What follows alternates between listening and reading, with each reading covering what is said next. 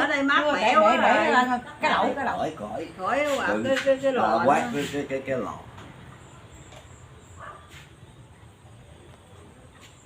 Giống đâu Dung? Thời tiết này vậy là quá ngon rồi. Dạ. Nó nói là tối nay có mưa mà không có mưa nào được rồi. Hay là không mưa đâu.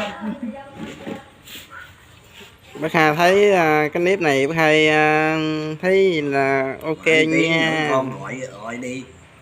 Nấu canh chua.